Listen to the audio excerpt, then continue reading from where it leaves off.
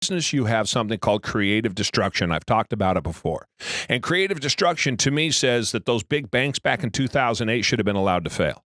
Yeah. They should have failed. Because if they weren't strong enough to withstand what they were going through, then bring in new competitors, bring in people that look at it differently. The same people are in charge. Every one of those banks that were too big to fail, this goes to all you Obama fans that were too big to fail, over the next 8 years of the Obama administration are double the size in some cases and significantly bigger than they were in 2008 when they were too big to fail. So explain that to me. How does that happen if you don't have Republicans and Democrats working together to ensure the safety of these businesses? Well, Jerry, what about competition? I'll say it once, I'll say it again. I can't remember what podcast I get on all kinds of podcasts. I can't remember where I've said this before, whether or not I've said it here on ours or not. But it's crony capitalism that we have here in the United States. It's not capitalism. Capitalism is where you and I compete on equal footing. The government does not get involved at all, and we are allowed to go up against each other, and one that operates the best, the one that markets themselves the best, the one that does the best job typically will win the day. Not always, but typically will win the day. What we have now is crony capitalism. So we have large companies that are the tech companies are a fantastic example of this. But you've got lobbies for lawyers and lobbies for doctors and lobbies for teachers, the lobbies, the NRA. You've got lobbies across the board that are directly influencing these senators and these Congress people to pass laws and to pass regulation that makes it this much more difficult for Joe Main Street to operate. Now, they talk a bunch of shit about we're here to protect Joe Main Street, and they're the fault. They're the reason why when you drive through the Midwest, all of these towns are gutted. There's nothing left in that town because you can't compete.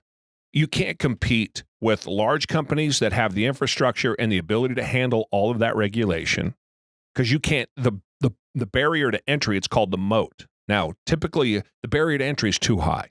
They have a moat. And a moat in business is you like a business that's good and kind of niched off and hard to get into and very expensive.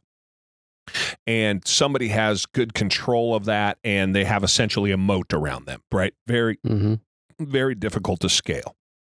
Well, you can have moats that handle that come about naturally, say like the coffee company.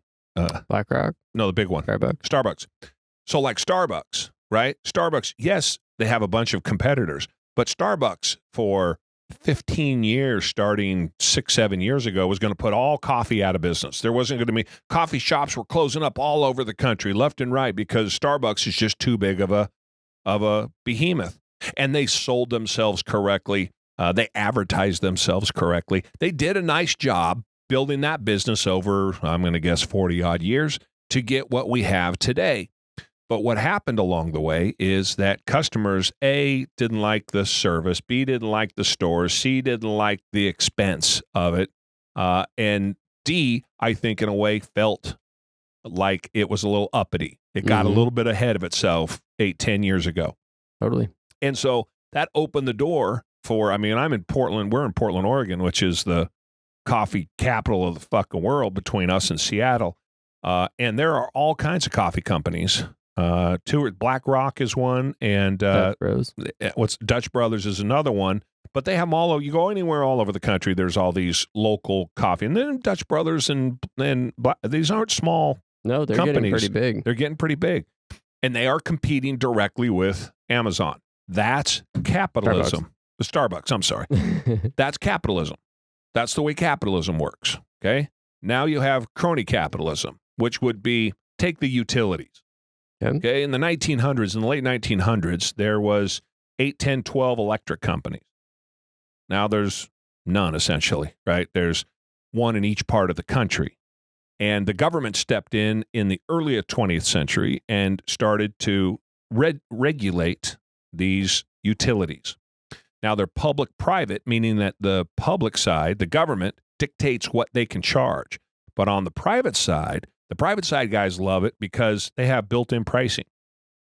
So there's no competitor coming down the street for Warren Buffett, one of the richest men in the world, the Berkshire Hathaway, who owns one of the biggest electric companies in the world, or in the nation, I should say. Nothing stops them. He's got the $10 billion to buy it. He buys it, and then he's guaranteed a 6, 8, 10, 12% return. They boil or they bake into a cake the cost to upgrade all of the equipment and run it efficiently. It's in their best interest to run it efficiently because they have a guaranteed price point. So when you're looking at it and you're valuing a business and you go, oh, shit, the biggest deal is a moat. I don't want any competition coming on. There's no competition in utilities. We know there's no competition in utilities because we should pay more, say, here in the Northwest when it gets hot, and we don't. So in August at 4 o'clock in the afternoon, we should pay more, and we don't. How's that fucking possible? Right? When everyone's using something is massively in demand, we pay the same price as we do in January. Yep. Right? That's how you know. So it's a scam. We should pay more in other places, but we should pay a lot less at other times. There's no competition in it whatsoever, and the price is decided by the government. So imagine, though, this is never taught in civics classes. These things never come about. I think they do it on purpose. I think they want us stupid. I know I teach you things every day that are just fairly basic and straightforward. Not that you're stupid, that you can't learn basic and straightforward. They just never taught you. Yep. As an example, so then they say, well, they set the price of water and they set the price of electricity, and that's all reasonable, right? They should set the price of water or electricity. Think about what it takes. This is the beauty of capitalism. This is why socialism and or communism never works. This is why it can't work. It's impossible. It's not capable of working. And this is why it doesn't work. Because think about what goes into a business. Think about what goes into our business. Right? Let's say transportation. So you have the price from point A to point B to get that delivered. Fairly straightforward. Then you have the price of the truck that you pay to get that thing from point A to point B. And then you have the price of the bed on the truck that you pay to get it from point A to point B. And then the tires on the truck and the maintenance on the truck and the oil on the truck, right? What special equipment, the liftgate on the back of the truck. Then you need the insurance. Okay.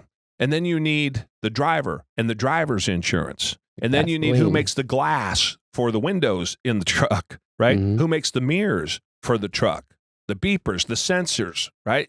The supercharger of most trucks are turbochargers.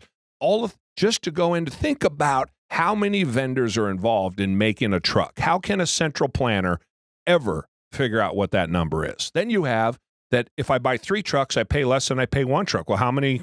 What do you do the math on unless individually you know how many trucks that you're buying and at what price, right? You negotiate that.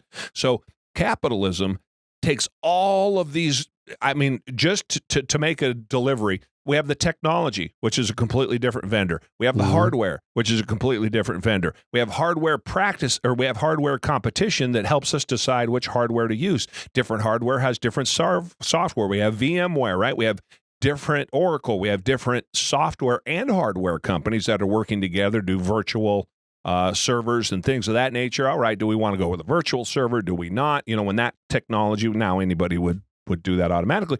But you see my point. So then they're all fighting for dominance in the hardware industry, in the software industry. And how many pieces of software go into making that delivery? Right? From the lights being turned on and the amount that I pay for the electricity. What did I pay for the monitors? Who negotiates that price for the monitors? And the desks that I have? And the operations people, who decides how much they make? Who decides how much the guy on the line that put the wheels on my truck makes? See, there's the beautiful thing about capitalism is all of those million data points that people don't think about, that go into making a delivery. Or making a sandwich at a deli. It's the same thing. How many different disparate pieces come together, each piece figuring out what its own costs are, competing with other companies for the same business, which in turn keeps costs in check. And then each piece along the line gets to decide for themselves who they use and who they purchase from. The system is self-serving. That's capitalism, not crony capitalism, which is what we have now. This is straight up capitalism.